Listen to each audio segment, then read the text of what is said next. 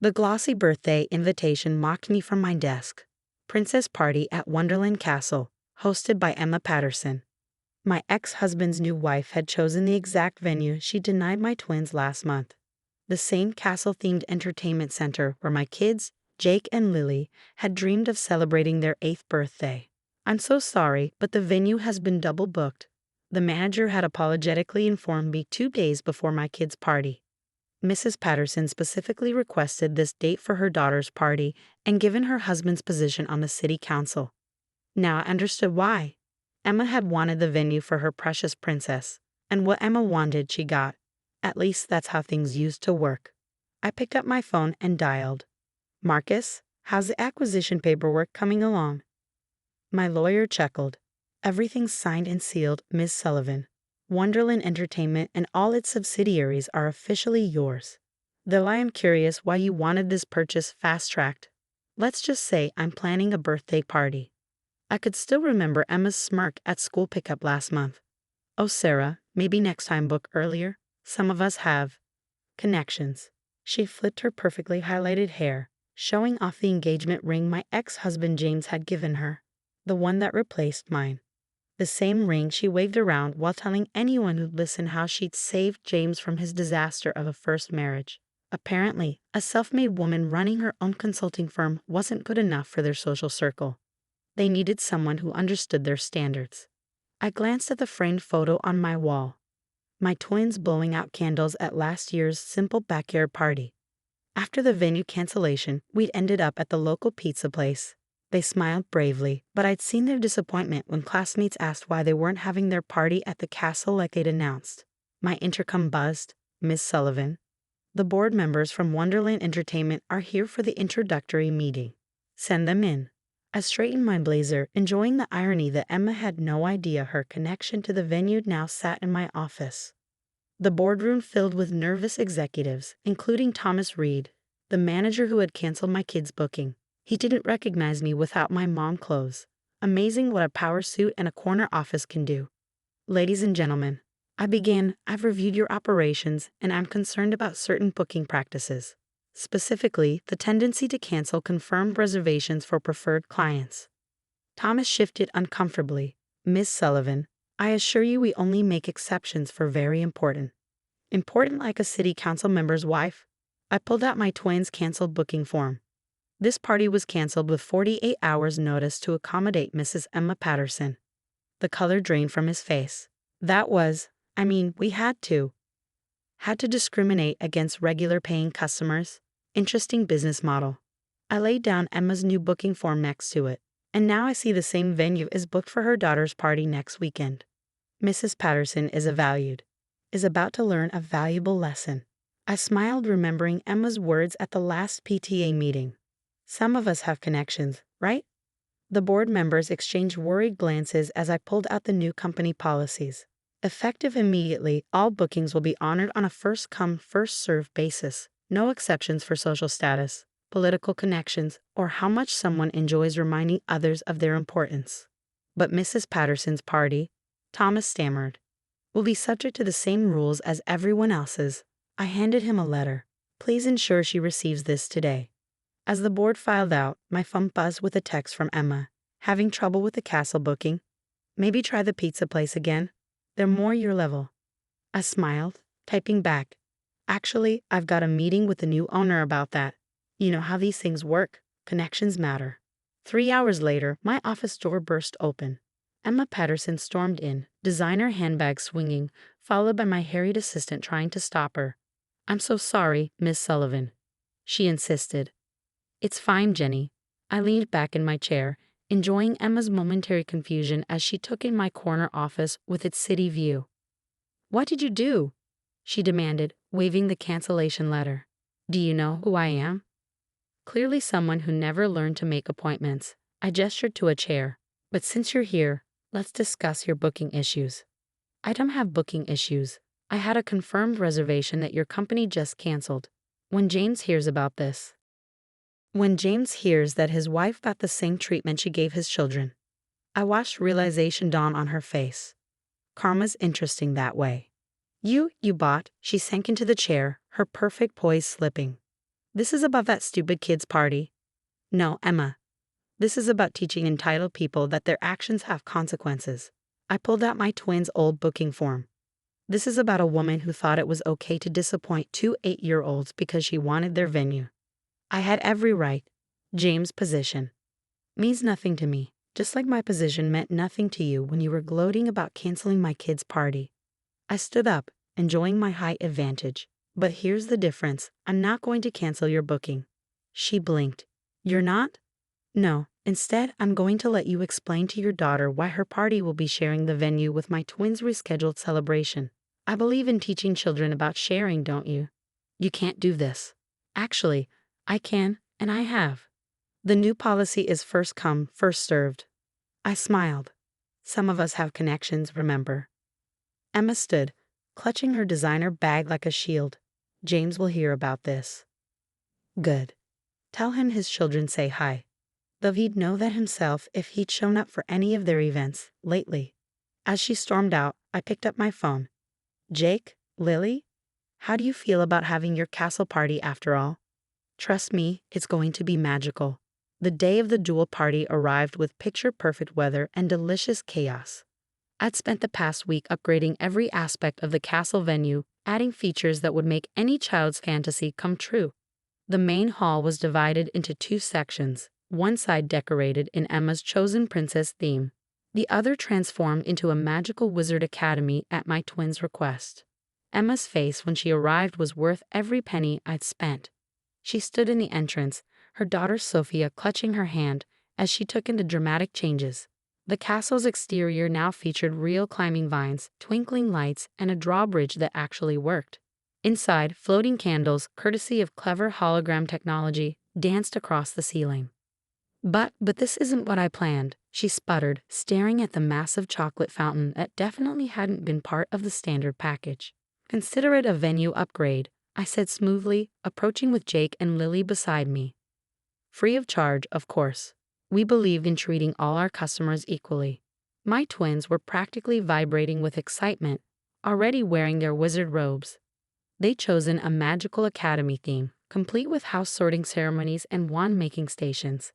The contrast with Emma's traditional princess party couldn't have been more striking. What happened next surprised everyone. Little Sophia, still holding her mother's hand, stared wide-eyed at the wizard side of the room. Mommy, can I be a wizard instead of a princess? Please? Emma's face turned an interesting shade of red. Absolutely not. We planned your perfect princess party for months. Actually, I interjected, as the venue owner, I insist all children are welcome to participate in both parties' activities. It promotes inclusivity, something I'm sure a city council member's wife would appreciate. Before Emma could respond, the first guests began arriving. To her obvious horror, most of the children, including her precious princess party attendees, were immediately drawn to the wizard side's activities. The wand-making station, where kids could build their own light-up wands with special effects, proved particularly popular. You're doing this on purpose, Emma hissed as she passed me. You're trying to ruin Sophia's party. I watched as Sophia, now wearing a wizard robe over her princess dress, happily joined my twins in a magical science experiment. Looks like Sophie is having the time of her life to me. Funny how children don't care about adult politics, isn't it? The party continued to merge despite Emma's best efforts to keep the groups separate. Children flowed freely between both themes, enjoying the best of both worlds. Even the parents began mingling, many discovering they had more in common than their assumed social divisions suggested. James arrived an hour late, his standard practice these days. He stopped short when he saw me, clearly not having expected his ex-wife to be hosting half the party. But it was the twins' reaction that truly struck him. Dad, they called out, running over in their wizard robes. Look what we made. They proudly showed off their wands and spellbooks. For a moment, I saw genuine regret cross his face as he realized how much of their lives he had missed. The twins had stopped expecting him at their events months ago. Sarah, he said as he approached me while the kids returned to their friends, I didn't know you were. Emma said. That I couldn't afford this venue, that I wasn't part of the right social circle. I raised an eyebrow. Things changed, James. Sometimes the people you underestimate end up surprising you. Emma appeared at his side, practically dragging him away. but I noticed his eyes kept drifting back to our children throughout the afternoon. He watched as they confidently led their classmates through spellcasting games and potion-making activities, clearly in their element. The party reached its climax with a spectacular magic show, another of my additions. The performer incorporated both princess and wizard elements, telling a story about cooperation and friendship that had all the children cheering. Even Emma's carefully planned princess cake ended up sharing the spotlight with my twins' magical color-changing cupcakes. As the party wound down, Sophia approached me clutching her newly made wand. "Miss Sarah, this was the best party ever. Can I come to Jake and Lily's next party too?" Emma swooped in to collect her daughter, but not before I saw the conflict on her face. Her perfect princess party had been upstaged not by malice or revenge, but by simple childhood joy. "Your children are quite remarkable," one of the school board members commented as she prepared to leave. "Such natural leaders. They made everyone feel welcome today." I watched as my twins said goodbye to their friends, including Sophia, who was still wearing her wizard robe. They've learned that real magic comes from bringing people together, not keeping them apart. As the last guest departed, Emma lingered, looking uncharacteristically uncertain. Her perfectly planned party hadn't gone as expected, but her daughter was beaming with happiness. "Sophia had a wonderful time," she said stiffly, despite the unorthodox arrangements.